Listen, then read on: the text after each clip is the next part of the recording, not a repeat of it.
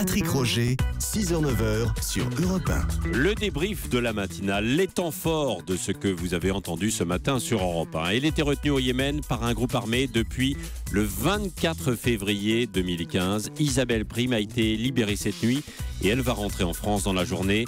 Pierre-Baptiste Vanzini était à Angers avec les parents d'Isabelle Prime à 8h sur Europe 1. Je suis heureux comme tout. C'est la toute première réaction du père d'Isabelle Prime. Au-delà de ces quelques mots, il sait juste une chose, elle est en bonne santé, explique-t-il.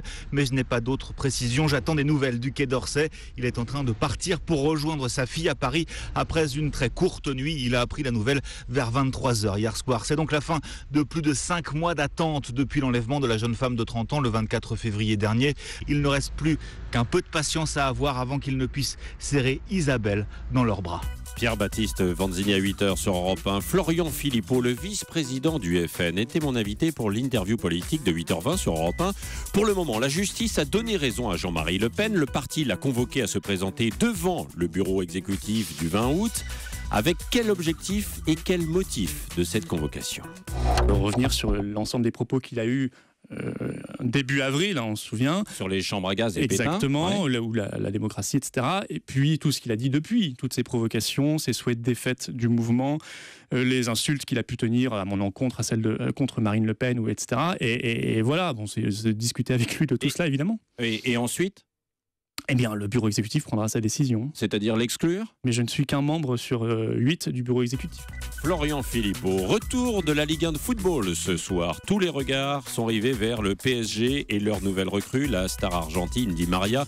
Le reportage de Cyril de la Mohennerie, c'était à 6h30 sur Europe 1. Laurent Blanc, mais aussi son ami argentin Lavezzi l'ont appelé pendant les tractations. Cela finit par convaincre celui que l'on surnomme Fideo Spaghetti en espagnol. Un gabarit modeste, 1m78, mais des accélérations fulgurantes. Les supporters, eux, sont déjà conquis.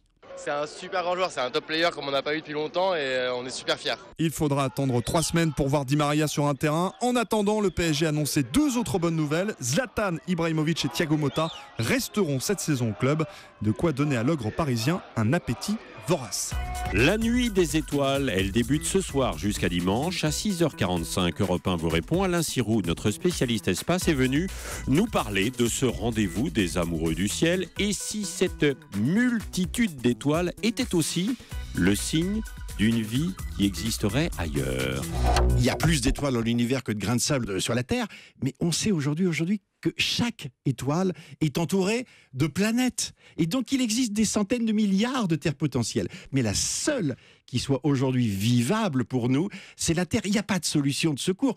On ne peut pas y aller, il faudrait des millions, voire des milliards d'années de voyage. Oh, il y a peut-être une vie ailleurs, quoi. Mais peut-être, ça on n'en sait rien, mais en tout cas pour l'instant, on va essayer de préserver la nôtre sur la Terre.